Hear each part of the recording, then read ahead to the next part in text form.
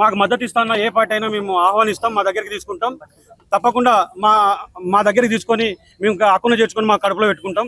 అది నిరుద్యోగులుగా అంటే ఆశావాహులం. ఏ పార్టీ మద్దతు ఇస్తానన్నా మేము మద్దతు తీసుకుంటాం. ఆ తర్వాత ఈరోజు దాదాపు 10 రోజులుగా వస్తున్నా, 10 రోజులు అయిపోతా ఉన్నాయి. ఇప్పటి వరకు కూడా ప్రభుత్వం నుండి అశోక్ సార్ దీక్ష చేస్తున్నాడు. ఒక మనిషి చావుకు, ఒక మేధావి చావుకు, ఒక మేధావికి ఇబ్బంది అవుతుంది, ఒక ప్రొఫెసర్కి ఇబ్బంది అవుతుంది అని కూడా ఆలోచన చేయకుండా రాజ్య హింసకు బలి చేస్తున్నారు. ఆ వ్యక్తికి షుగర్ లెవెల్స్ పడిపోయినాయి. ఆ వ్యక్తి అప్పుడు అనే సిచ్యువేషన్ లో ఉన్నాడు.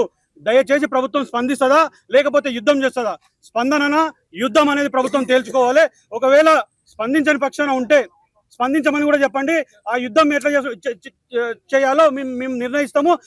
మా తరపున ఇచ్చేస్తాం. మీకు అల్టిమేట్ గా చెప్తున్నాం, రేపు సాయంత్రం వరకే మీకు టైము. ప్రభుత్వానికి అల్టిమేటం జారీ చేస్తా ఉన్నాం. మళ్ళీ కూడా చెప్తున్నా, ప్రభుత్వానికి అల్టిమేటం జారీ చేస్తా ఉన్నాం. రేపు సాయంత్రం వరకే మీకు టైము. లేదంటే మేము తీసుకునే కార్యక్రమాలకు ప్రభుత్వం బాధ్యత వహించాల్సి ఉంటుంది. రేపు జరిగే ప్రతి చర్య కూడా ప్రభుత్వం బాధ్యత వహించాల్సి ఉంటుంది. ఎందుకంటే ఒక మేధావి వర్గాన్ని మేము పోగొట్టుకోదలుచుకోలేదు. ఒక మేధావిని మేము దూరం చేసుకోదలుచుకోలేదు. అందుకే ఈ మేధావి పైన కాకుండా ఈరోజు నిరుద్యోగుల పైన కాకుండా రైతుల పైన కాకుండా ఆడపిల్లల పైన అనేక సెక్షన్లకు ఈ ప్రభుత్వం దాడి చేస్తుంది. కాబట్టి నువ్వు ఆ సెక్షన్ అన్నిటి కూడా కలుపుకోవడానికి మాకు పెద్ద ఇది లేదు. ఎందుకంటే ప్రతిపక్షంలో లేనటువంటి మీ పార్టీని అధికారంలో తెచ్చింది మేము, ఈ సెక్షన్లు అన్నిటి కలిపింది మేము. కాబట్టి తస్మాత్ జాగ్రత్త, ప్రభుత్వానికి అల్టిమేటం జారీ చేస్తున్నాం. ఇంకా ఫైనల్ గా ఒకటే మాట, మీరు రేపు సాయంత్రం వరకు మా మాట విని అశోక్ సార్ దగ్గరకు వచ్చి మా డిమాండ్లకు లొంగుతారా? లేదంటే చెప్పండి. ఇంకా రేపు సాయంత్రం తీసుకోబోయే కార్యక్రమాలని మీకు ఇచ్చేస్తాం. మీ ఇష్టం. మీరు పోలీసులను పెట్టుకుంటారో, లేదా సిఆర్పిఎఫ్ తెచ్చుకుంటారో, లేదా సెంట్రల్ ఫోర్స్ తెచ్చుకుంటారో మీ ఇష్టం. మా యువత ముందు మీ అన్ని ఆగవు.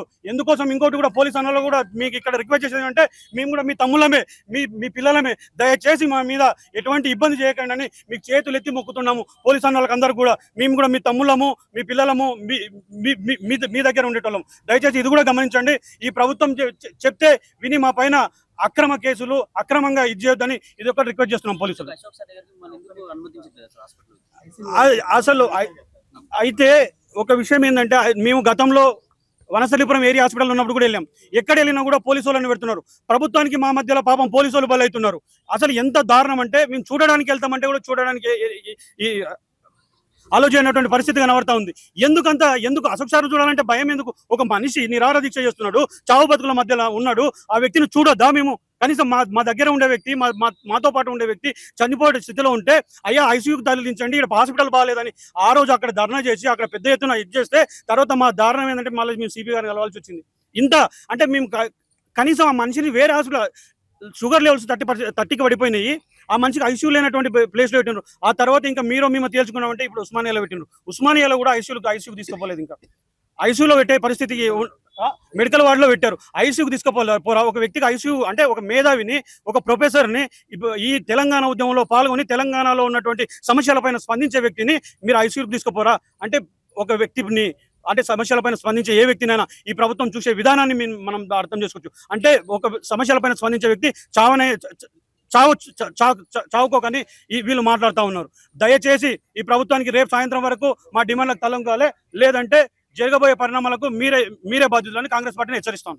కాంగ్రెస్ పార్టీ అయినా నిరుద్యోగులను అడ్డం పెట్టుకుని అధికారంలోకి రావాలనే కాన్సెప్ట్ తోటి మాత్రమే లైబ్రరీ దగ్గరకు వస్తున్నారు. మేము ఇక్కడ నుంచి ఒకటే చెప్తున్నాం, పొలిటికల్ లీడర్లు ఎవరు లైబ్రరీ సైడ్ చిక్కడపల్లి లైబ్రరీ దగ్గరికి రావద్దు. ఒకవేళ లీడర్లు లైబ్రరీ దగ్గరకు వస్తున్నట్టే మేమే నిరాహార దీక్ష కూర్చుంటాం. ఎందుకంటే 10 ఏళ్లుగా నిరుద్యోగులు అంచువేత గురి చేసింది టీఆర్ఎస్ పార్టీ. ఇప్పుడు కాంగ్రెస్ పార్టీ వారానికి 5-6 రోజులు చిక్కడపల్లి లైబ్రరీకి వచ్చి అడ్డమైన హామీలు ఇచ్చి కాంగ్రెస్ పార్టీ మోసం చేసింది. ఇప్పుడు బీజేపీ కూడా మోసం చేసే ప్రయత్నం చేస్తుంది. ఇప్పుడు పేపర్ లీకేజ్ లో సిబిఐ ఎంక్వైరీ ఏమంటే, ఆయన సెంట్రల్ గవర్నమెంట్ లో మీద ఉంది కదా, మీరు ఏం చేస్తున్నారంటే ఆయన అంటాడు మేము ట్రై చేస్తున్నాం అంటాడు. నిరుద్యోగుల గురించి 2 సంవత్సరాలుగా ఎందుకు స్పందిస్తలేవు అంటే, ఆ రోజు బండి సంజయ్ వచ్చింది కదా అంటాడు. అంటే ఆ రోజు బండి సంజయ్ వచ్చినందుకు ఇక 3 ఏళ్ల వరకు మీరు రారా? ఓన్లీ ఆ రోజు అని అంటున్నాడు. ఇంకా 2 సంవత్సరాలు గడుస్తుంది, ఆ రోజు వచ్చినా కదా అని అంటుండు. ఇప్పుడు కూడా అశోక్ సార్ ప్రాణాలు పణంగా పెట్టి 35 లక్షల మంది నిరుద్యోగుల తరపున నిరాహార దీక్ష కూర్చున్నాడు. ఎందుకు పరామర్శిస్తారు అంటే, మా తరపు నుంచి బీజేపీ తరపు నుంచి ఒక ఆయన పరామర్శించుండు అంజిరెడ్డి గారు అంటారు. మీరు ఎందుకు అంటే తోలిచ్చినాం కదా అంటున్నారు. అంటే ఎంతో స్వార్థం. అంటే ఒకటే, నిరుద్యోగులారా అందరూ అర్థం చేసుకోండి, పొలిటికల్ వాళ్ళు అన్ని పార్టీలలో మనకి ఏదో కేసులకు పైసలు ఇచ్చినంత మాత్రం కొందరు వాళ్ళని ఎంటేసుకొని వస్తారు. మనకు ఆర్థికంగా వేసుకుంటారు తప్ప వాళ్ళు చాలా ఆలోచిస్తారు. అంటే వీళ్ళకి కొంత సాయం చేసి మేము అధికారం రావాలని కాన్సెప్ట్ తోటి మాత్రం మనకు ఆర్థికంగా సాయం చేస్తున్నారు. ప్రతి ఒక్కరు గమనించుండి పార్టీలు అన్నిటి తరిమి కొడితేనే మనకు న్యాయం జరుగుతుందని చెప్పి ఈ సందర్భంగా. ఈరోజు అశోక్ సార్ పరిస్థితి చాలా, ఎందుకంటే సారుది కిడ్నీ కూడా డ్యామేజ్ అయ్యే పరిస్థితికి ఏర్పడ్డదంటే ఇలా తెలంగాణ ప్రభుత్వం మబ్బు నిద్రపోతుంది.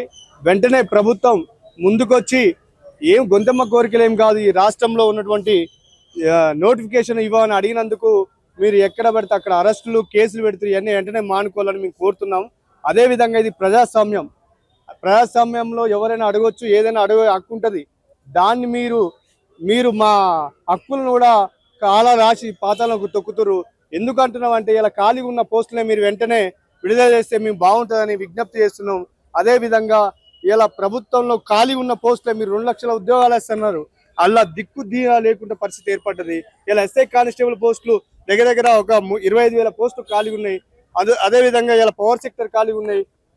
ఇంకా చాలా పోస్టులు, రకరకాల పోస్టులు ఖాళీ ఉన్నాయి. వెంటనే మీరు లిస్ట్ తీసుకొని తయారు చేసుకొని మీరు తక్షణమే విడుదల చేస్తే స్థానిక సంస్థల ఎన్నికల ముందు చేస్తే బాగుంటుందని మేము విజ్ఞప్తి చేస్తున్నాం.